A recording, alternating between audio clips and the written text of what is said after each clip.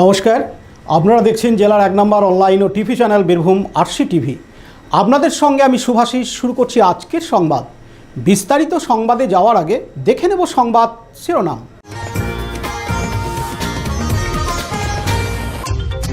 জেলা শাসক দপ্তরে এসআইআর সংক্রান্ত বিষয় নিয়ে বিশেষ পর্যবেক্ষক। শান্তিনিকেতনের পৌষ মেলা নিয়ে প্রশাসনিক বৈঠক। রাজপুর ও শিউড়ি ব্লকের বিএলওদের বিক্ষোভ। ব্লক কৃষি অধিকর্তার দপ্তরের সামনে বিক্ষোভ ও স্মারকলিপি খয়রাশোলে।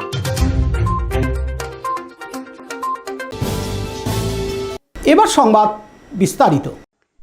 ইতিমধ্যেই বীরভূম জেলা শাসক দপ্তরে উপস্থিত হন এসআইআর সংক্রান্ত বিষয় নিয়ে বিশেষ পর্যবেক্ষক কৃষ্ণকুমার নিরালা।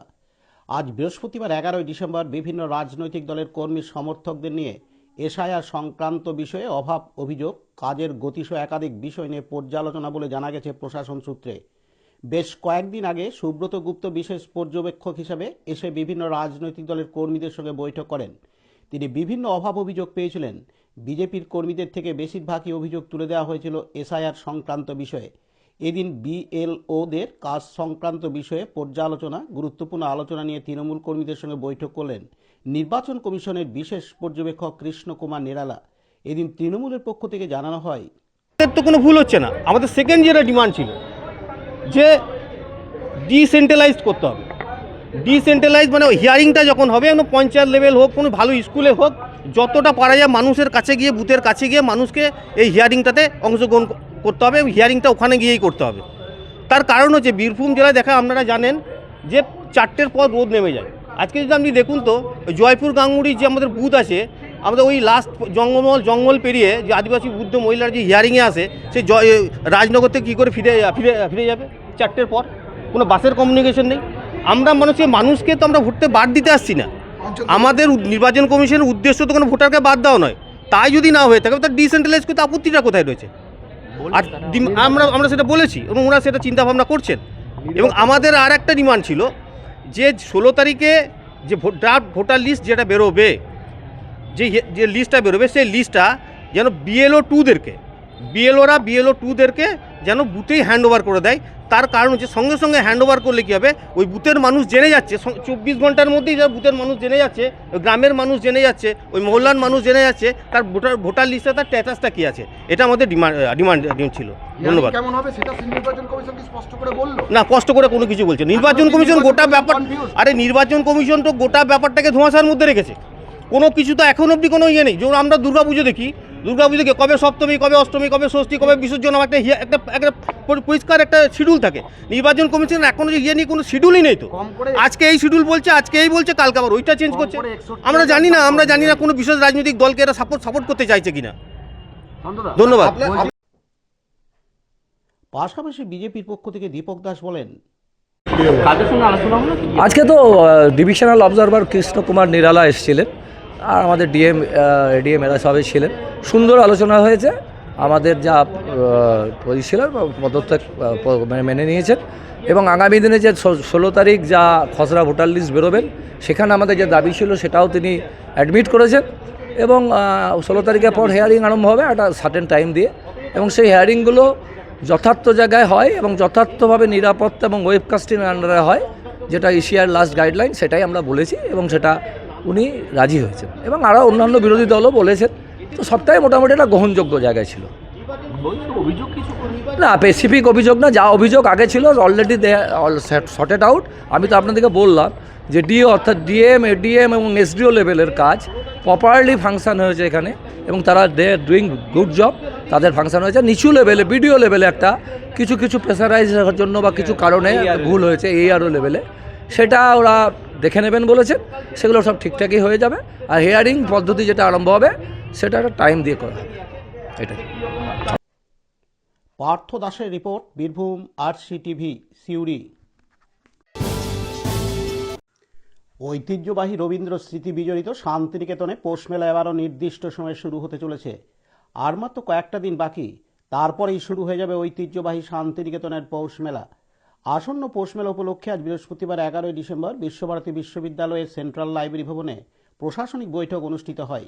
এই বৈঠকে উপস্থিত ছিলেন রাজ্যের মন্ত্রী তথা বোলপুরের বিধায়ক চন্দ্রনাথ সিনহা, জেলা পরিষদের সভাধিপতি ফাইজুল হক ওরফে কাজল শেখ, বিশ্বভারতী বিশ্ববিদ্যালয়ের উপাচার্য ডক্টর প্রবীর কুমার ঘোষ, শান্তিনিকেতন ট্রাস্টের সভাপতি অনিল কোনার, বোলপুর পৌরসভার চেয়ারম্যান পর্ণা ঘোষ, বোলপুরের SDPO Ricky Agarwal, additional SP Rana Mukhopadhyay সহ অন্যান্য মেলা পরিচালনার বিভিন্ন বিভাগের কর্মকর্তারা। এই মেলা চলবে 6 দিন। এর আগে যারা বিভিন্ন ব্যবসার জন্য মেলায় আসেন তাদের জন্য 15 তারিখ থেকে অনলাইন বুকিং শুরু হবে বলে জানা যায়। এই মেলাকে সুষ্ঠুভাবে পরিচালনার জন্য প্রশাসনিক কর্মকর্তারা যে সমস্ত নিয়মকানুন আছে সেগুলি নিয়ে এই বৈঠকে আলোচিত হয়। এছাড়াও এই বৈঠকে বিদ্যুৎ, ফায়ার, জল ও অন্যান্য বিভাগের কর্মকর্তারা উপস্থিত ছিলেন। এই বৈঠকে অনলাইন উপস্থিত ছিলেন বীরভূম জেলা শাসক ধবল জৈন ও বীরভূম জেলা পুলিশ সুপার আমনদীপ। এদিন জেলা পরিষদের সভাধিপতি ফাইজুল হক ওরফে কাজল শেখ বলেন, দেখুন, রাজ্যের মাননীয় মুখ্যমন্ত্রী মাননীয় মমতা বন্দ্যোপাধ্যায়ের নির্দেশে আমরা সকলে এখানে উপস্থিত হয়েছি। আমাদের এমআইসি সাহেব আছেন, ডিএম সাহেব, এসপি সাহেব ভার্চুয়ালি ছিলেন এবং আমিও এখানে ছিলাম। আমাদের মিউনিসিপ্যালিটি চেয়ারম্যান উনিও ছিলেন। এই মেলা গুটি গুটি পায়ে 120 বছর অতিক্রান্ত হয়ে গেল। এই মেলা একটা আন্তর্জাতিক স্তরে পৌঁছে গেছে। শুধু ভারতবর্ষ নয়, দেশ দেশান্তর থেকে মানুষ এখানে আসে এই মেলার এই কয়েকটা দিন। স্বভাবতই বিগত দিনে যেভাবে আমরা মেলা পরিচালনা করেছি সকল মিলিতভাবে কাঁধে কাঁধ মিলিয়ে মাননীয় মুখ্যমন্ত্রী মাননীয় মমতা বন্দ্যোপাধ্যায়ের নির্দেশে বীরভূম জেলা প্রশাসন এবং পুলিশ প্রশাসন এবং মিউনিসিপ্যালিটি সব দিক দিয়ে সহায়তা হাত বাড়িয়ে দেবে। অন্যদিকে বোলপুর পৌরসভার চেয়ারম্যান পর্ণা ঘোষ জানান, যে মেলা সে আলোচনার বিষয় হবে সেরকম, তবে আমাদের পৌরসভার আর যা যা করণীয় সেটা আমি বলেছি। রবি ঠাকুরের ঐতিহ্যকে বজায় রাখতে যে দায়িত্ব আমাদেরকে দেবে সবটাই আমরা পালন করব নিষ্ঠার সঙ্গে। সমস্যা তৈরি হয়েছিল স্টল বন্টন থেকে শুরু করে সব ব্যাপারগুলো নিয়ে কি আলোচনা? দেখুন, এই স্টল বন্টন আমার ক্ষেত্রে আমি বলতে পারবো না, কেননা ওটা আমাদের পৌরসভার পার্ট নয়। আমার পৌরসভার যে পার্ট আছে সেগুলো উঠে এসেছে এবং এখন যিনি নতুন উপাচার্য আছেন ওনার মুখে পৌরসভার প্রশংসা শুনে ভালো লাগলো, কেননা উনি তো এবারে নতুন মেলাতে একদমই, তবু খবর রেখেছেন যে আগের বছর কিভাবে না হয়েছে। তো আমরা যে পৌরসভা ভালো কাজ করেছি সেটা শুনতে পেলেও আমাদের ভালো লাগছে এবং আমাদেরকে যে দায়িত্ব দিয়েছে সেটাও আশা করি আমরা নিষ্ঠার সঙ্গে পালন করতে পারবো, বোর্ড অফ কাউন্সিলরদের নিয়ে এবং আধিকারিকদের নিয়ে। পাশাপাশি বিশ্বভারতীর পক্ষ থেকে জানানো হয়, ধরো আমাদের তো একটা হচ্ছে অ্যালটমেন্টের ব্যাপারে, তোমরা জানো কতগুলো স্টল আসে, সেই অ্যালটমেন্টটা এবার আমরা 100% অনলাইন। এর আগে কিছু ম্যানুয়াল হয়েছিল, কিছু অনলাইন সাকসেস হয়নি গতবার, কিন্তু এবার 100% অনলাইন এবং আমরা সেটা রেজুলিউশনও পাস করলাম। আর 2 নম্বর হচ্ছে যে আমরা সুষ্ঠুভাবে সবার লোকাল অ্যাডমিনিস্ট্রেশনের সাপোর্টে গতবার যেমন সহযোগিতা পেয়েছিলাম সেটা আমরা এবার আগ্রহ করলাম এবং ওনারা সবাই এগিয়ে আসলো যে লোকাল অ্যাডমিনিস্ট্রেশন, আপনার এসডিও, এসডিপিও এবং অনলাইনে আমাদের সঙ্গে মিটিংয়ে বসেছিলেন ডিএম সাহেব এবং এসপি সাহেব ছিলেন, আমাদের লোকাল অ্যাডমিনিস্ট্রেশন এসএসডি এর চেয়ারম্যান ছিলেন। তো লোকাল অ্যাডমিনিস্ট্রেশনকে নিয়ে কনফিডেন্স নিয়ে আমাদেরকে মেলা করছি এবং ওরা সবাই এগিয়ে এসছেন যাতে সুষ্ঠুভাবে মেলা করে। কাজী আমিরুল ইসলামের report, Birbhum RC TV, Shantiniketan. Satyananda institution একটি আদর্শ ইংরাজি বাংলা মাধ্যম কোয়েড স্কুল, একটি আদর্শ আবাসিক ও ডেবোর্ডিং শিক্ষা প্রতিষ্ঠান। 2026 শিক্ষাবর্ষে ছাত্রছাত্রী ভর্তি চলছে। প্রথম ইউনিট ইংরাজি মাধ্যম, নার্সারি থেকে 4র্থ শ্রেণী। দ্বিতীয় ইউনিট বাংলা মাধ্যম, 5ম থেকে 8ম শ্রেণী। পরিচালনায় শ্রী শ্রী রামকৃষ্ণ আশ্রম, দুবরাজপুর, বীরভূম। যোগাযোগ দুবরাজপুর গোশালা, পাহাড়েশ্বর সন্নিকট, বীরভূম। যোগাযোগ নম্বর প্রিন্সিপাল 9614432465, সম্পাদক 7407 405155। দুবরাজপুর শ্রী শ্রী রামকৃষ্ণ আশ্রম পরিচালিত সত্যানন্দ ইনস্টিটিউশন দুবরাজপুরের বুকে এক অনন্য নাম। শিক্ষার সাথে সাথে আমাদের খেলাধুলা, গার্ডেনিং এবং বাচ্চাদের নানা ধরনের মেধা অন্বেষণ পরীক্ষা থেকে সমস্ত কিছু বাচ্চাদের জন্য আমরা পরিষেবা দিয়ে থাকি। নতুন শিক্ষাবর্ষে আমাদের ভর্তি চলছে। আমাদের দুটো ইউনিট, প্রথম বিভাগ ইংরাজি মাধ্যম নার্সারি থেকে ক্লাস 4 এবং দ্বিতীয় বিভাগ পঞ্চম থেকে অষ্টম শ্রেণী পর্যন্ত বাংলা মাধ্যম। আপনারা আপনাদের বাচ্চাদের সুরক্ষিত রাখার জন্য পড়াশোনার সাথে সাথে আমাদের যে রামকৃষ্ণ আশ্রমের ভাবধারায় যে আশ্রমিক পরিবেশ, সেই পরিবেশে আমাদের ছাত্রাবাসেরও সুবিধা আছে। বাচ্চাদের নিশ্চিত ভবিষ্যতের জন্য পড়াশোনার জন্য আপনারা আমাদের স্কুলে আসুন। আমরা যথাসম্ভব সহযোগিতার মাধ্যমে আপনাদের বাচ্চাদের আধুনিক ভবিষ্যৎ গড়ে দেওয়ার জন্য বদ্ধপরিকর। দুবরাজপুর শ্রী শ্রী রামকৃষ্ণ আশ্রম পরিচালিত অভেদানন্দ সেবামঙ্গল হাসপাতাল বীরভূম জেলার বুকে একটি অন্যতম সেরা চক্ষু হাসপাতাল। এখানে প্রত্যেক দিন স্বল্প মূল্যে অত্যাধুনিক যন্ত্রপাতির সাহায্যে অভিজ্ঞ চক্ষু বিশেষজ্ঞের দ্বারা চক্ষু পরীক্ষা ও চক্ষু ছানি অপারেশন, ফেকো মাইক্রো সার্জারি করা হয়। এছাড়াও এই হাসপাতালে অতি স্বল্প মূল্যে যাবতীয় পরীক্ষা নিরীক্ষা যেমন রক্তের সমস্ত রকম পরীক্ষা, ইসিজি, ইউএসজি, থাইরয়েড পরীক্ষা করা হয়। এখানে অতি স্বল্প মূল্যে চশমাও তৈরি করা হয়। এছাড়াও এখানে প্রত্যেক দিন বিনামূল্যে অন্যান্য রোগেরও চিকিৎসা করা হয়। আমাদের আদর্শ শিব ক্যানে চিপ সেবা। যোগাযোগের নম্বর 9382571046 অথবা 9564554959। নমস্কার। দুবরাজপুর শ্রী শ্রী রামকৃষ্ণ আশ্রম পরিচালিত অভেদানন্দ সেবামঙ্গল হাসপাতাল, শ্রী ঠাকুর সত্যানন্দের প্রতিষ্ঠিত এই হাসপাতাল 1966 সাল থেকে এখানে এলাকার দুস্থ গরিব মানুষের যাবতীয় চিকিৎসা পরিষেবা, চোখের যাবতীয় চিকিৎসা এখানে বিনামূল্যে হয়। প্রত্যেক সপ্তাহের রবিবার এবং বৃহস্পতিবার বিনামূল্যে আমাদের চোখের ছানি অপারেশন করানো হয়, ফেকো মাইক্রো সার্জারি করানো হয়। এছাড়াও আমাদের হাসপাতালে অন্যান্য রোগের চিকিৎসা, সাধারণ রোগের চিকিৎসা, গাইনো, স্কিন এবং দাঁতের চিকিৎসা এখানে করা হয়। ডাক্তারবাবুরা আসেন এখানে। এছাড়াও বর্তমান আমাদের যে আধুনিক যে ল্যাবরেটরি, সেই প্যাথোলজি সেন্টারে আমাদের যাবতীয় রক্তের পরীক্ষা নিয়ে সমস্ত রকমের রক্তের পরীক্ষা নিরীক্ষা, ইউএসজি, এক্স-রে, ইসিজি সমস্ত কিছু করা হয়। আমি সাধারণ মানুষের কাছে আমি অনুরোধ করব, আবেদন করব, আপনারা আসুন, আমাদের এই চিকিৎসা পরিষেবা গ্রহণ করুন এবং আপনারা সুস্থ থাকুন। এই আমাদের প্রার্থনা। আপনাদের সুস্থ স্বাভাবিক জীবন আমরা প্রার্থনা করছি। সবাই সুস্থ থাকবেন। এবং আমাদের আরেকটি আবেদন আপনাদের কাছে, আমাদের অন্য কোনো ব্রাঞ্চ নেই, আমাদের একটাই ব্রাঞ্চ অভেদানন্দ সেবামঙ্গল হাসপাতাল, দুবরাজপুর ব্লকের সামনে। এটি আমাদের একমাত্র ব্রাঞ্চ। নমস্কার। 100% এসআইআর ফর্ম ফিল আপ হওয়ার পর ডিজিটাইজেশন করার পরেও শেষ মুহূর্তে বেশ কিছু ফর্ম বাতিল হয়েছে বলে ইআরওর দাবি। সেই ফর্ম সংশোধন করে পুনরায় জমা করার নির্দেশ দেয়। তারই প্রতিবাদে আজ বৃহস্পতিবার 11 ডিসেম্বর দুবরাজপুর ব্লকের বিএলওরা বিক্ষোভ দেখায়। তাদের দাবি, তারা এই অতিরিক্ত কাজ করতে পারবে না, তাই তারা এই কাজ থেকে অব্যাহতি চাইছে। একই দাবি নিয়ে সিউড়ি 1 নম্বর ব্লকে বিক্ষোভ দেখাচ্ছে বিএলওরা। তারা আর বাড়তি দায়িত্ব নিতে চাইছে না। তাদের বিদ্যালয়ের পরীক্ষা সহ অন্যান্য কাজ পিছিয়ে যাচ্ছে।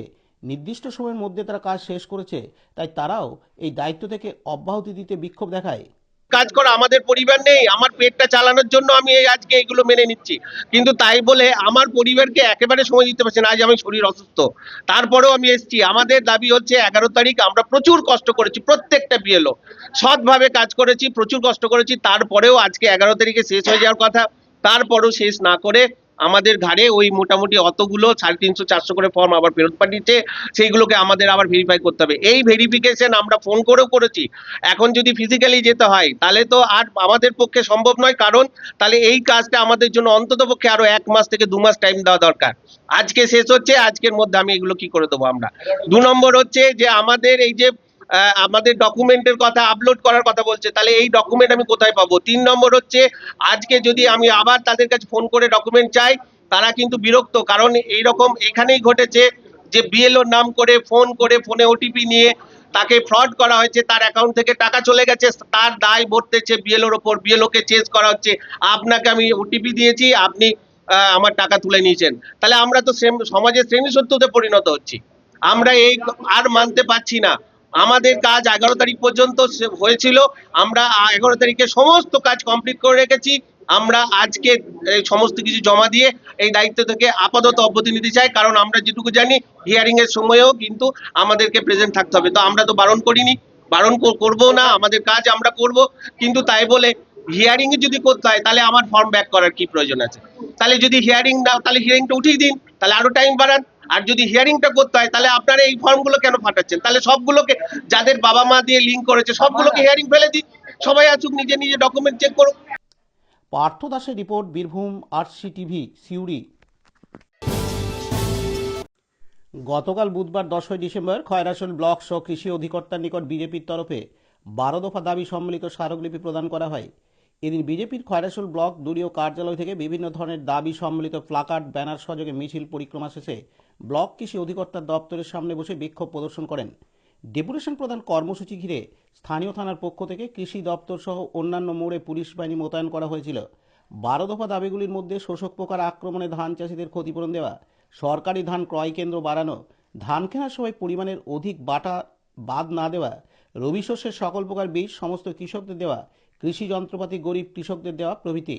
উক্ত 12 দফা দাবি সম্মিলিত স্মারকলিপি খয়রাসোল ব্লক সহ কৃষি উন্নয়ন আধিকারিকের হাতে জমা দেওয়া হয়।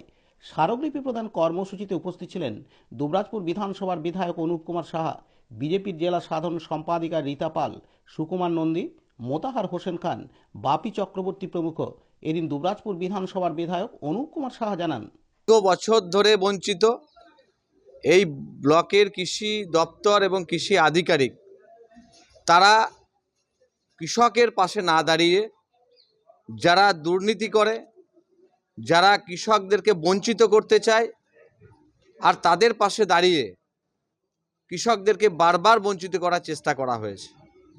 আমরা 11 থেকে 12খানা দাবি নিয়ে আজকে খয়রাসোল কৃষি দপ্তরের আধিকারিককে ডেপুটেশন দিলাম, এবং আমরা প্রত্যেকটা কৃষকের কাছে আমরা সঠিক কথা তুলে ধরতে চাই। আমরা দাবি দাওয়া নিয়ে যখন তার সাথে কথা বলি, একটা প্রশ্নেরও তিনি উত্তর দিতে পারেন না। লজ্জা লাগে যে একজন আধিকারিক এত বছর ধরে এখানে থাকার পরেও তিনি প্রত্যেকটা ক্ষেত্রে ব্যর্থ।